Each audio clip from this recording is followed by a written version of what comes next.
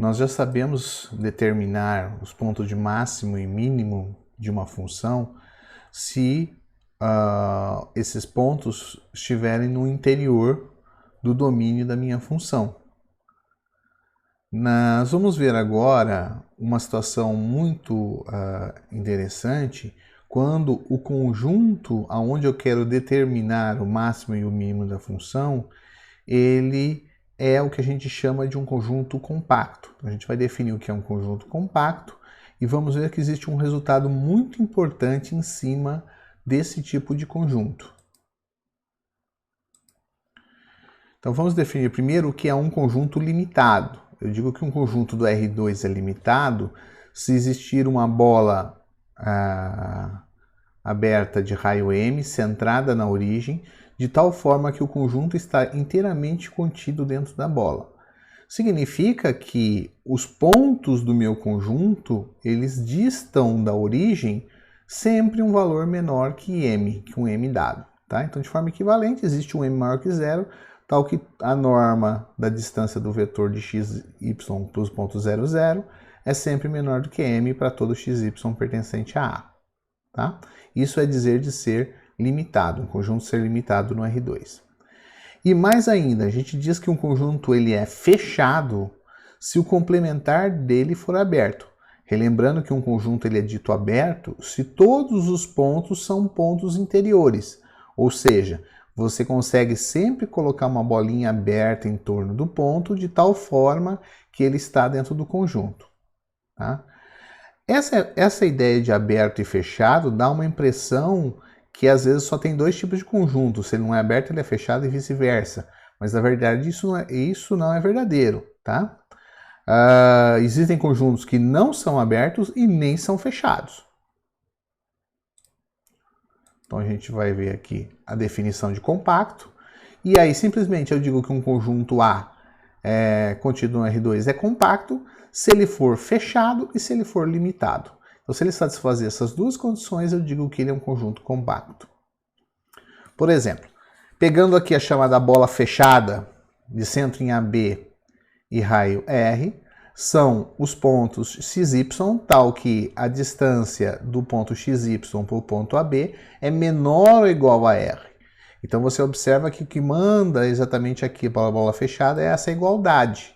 Tá? Ou seja, a parte em que os pontos distam exatamente R do centro AB é que torna isso uma bola fechada. Se eu tivesse uma desigualdade simples aqui, isso seria uma bola aberta.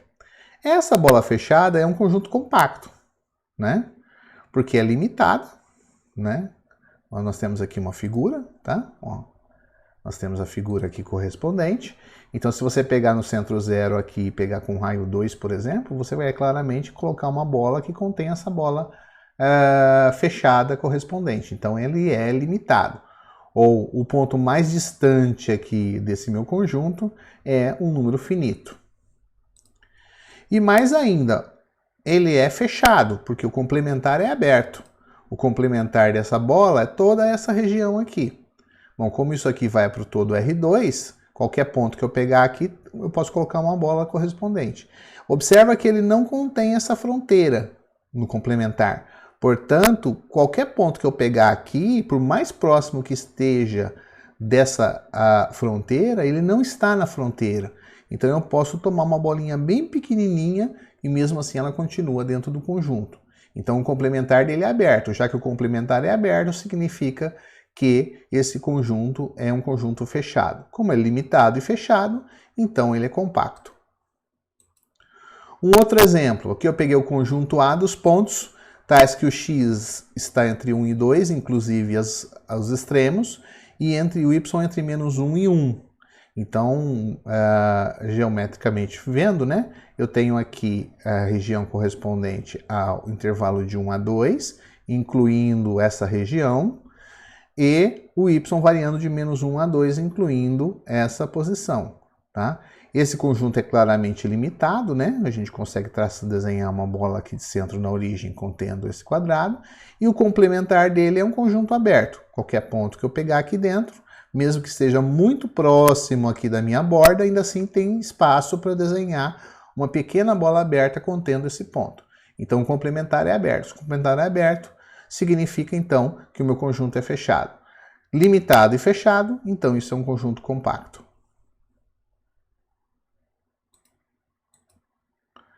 Agora, se eu pegar o conjunto B aqui, observe que esse B é muito parecido com o anterior, né? Eu só troquei aqui, ó, a desigualdade. Aqui é menor ou igual e aqui é estritamente menor. Então, como eu troquei essa desigualdade, esta fronteira aqui foi retirada, tá? Então, esse não está mais incluído aqui no meu conjunto. Portanto, esse conjunto ele ainda é limitado, mas ele não é fechado. Porque quando eu pego o complementar dele, eu observo que tem um ponto aqui do complementar, que é esse ponto aqui em cima do 2, que eu não consigo desenhar nenhuma bolinha aberta aqui, porque metade dela sempre vai ficar para fora, por menor que ela seja. Então esse conjunto não é aberto. Mas esse aqui também não é aberto, então ele não é fechado, nem é aberto, tá?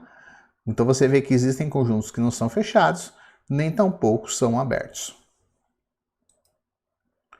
Bom, vamos então ao resultado que é fundamental aí para conjuntos compactos.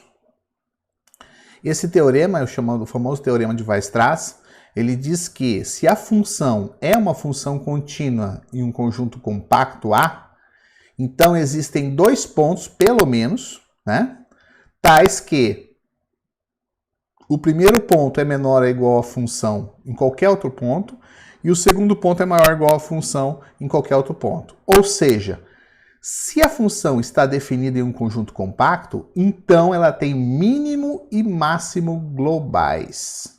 Tá? Mínimo e máximo globais. A demonstração disso aqui é um pouco trabalhosa, né? Então ela está lá no Guidorize para quem tiver interesse em dar uma olhada. O que é fundamental é isso. Sempre eu falo para vocês, é importante entender o que diz o teorema. E o teorema diz que sempre que você tiver uma função contínua num conjunto compacto, eu vou encontrar o máximo e o mínimo do conjunto. Tá? Agora, se eu tiver num conjunto que não é compacto, aí essa afirmação não é mais verdadeira. Esse teorema é um teorema do que a gente chama de teorema de existências. Teoremas de existências são importantes porque eles dizem que existem os valores, só que não falam como encontrar os valores. Só que para encontrar os valores, existe uma forma, uma técnica, né, que utiliza um misto aí das duas coisas que nós aprendemos. Porque se eu tenho um conjunto compacto, aqui, ó, né, como esse, então significa que existe um ponto de máximo e de mínimo, e um ponto de mínimo. Eles têm que estar aqui. Ou eles estão no interior do conjunto, ou eles estão na fronteira, aqui na minha borda dessa figura, né? Que é a fronteira que a gente chama. Então, o método que a gente vai usar para encontrar o máximo e o mínimo num conjunto compacto é: vamos estudar todos os pontos críticos dessa função, ou seja, dentro desse conjunto, pontos dentro desse conjunto, que podem ser pontos de máximo e de mínimo. E depois vamos estudar todos os pontos da borda da função nessa borda desse conjunto. Se o valor na borda, o maior valor na borda, for maior que o valor anterior, então ele vai ser o máximo. Se não, o ponto do interior é que vai ser o máximo. E a mesma coisa para o ponto de mínimo. Então nós temos aqui, o processo é: determine os pontos críticos de f, determine os pontos de máximo e mínimo de f na fronteira, compare os valores de f nos pontos críticos e na fronteira. O maior valor será o máximo e o menor será o mínimo. Tá? E o menor será o mínimo. Então, nós podemos utilizar esse processo para determinar os pontos de máximo e mínimo em um conjunto compacto. Vamos pegar aqui uma função, né, x ao cubo mais y ao cubo menos 3x menos 3y, e queremos encontrar o valor de máximo e de mínimo nesse conjunto que é compacto, né? 0 a 2, o x, de menos 2 a 2. Observe que estou pegando apenas os x positivos, tá? Por uma restrição do meu domínio. Bom, a minha função é contínua, na verdade ela é diferenciável quantas vezes for necessário, então em particular é contínua, e ela é compacta, né? O meu conjunto A é compacto, não a função, né? O conjunto A é compacto. Então eu sei que existem os pontos de máximo e de mínimo. vou determinar os pontos críticos. Então, vou pegar aqui a função, a derivada em relação a x, a derivada em relação a y, né? Novamente aqui eu troquei, tá?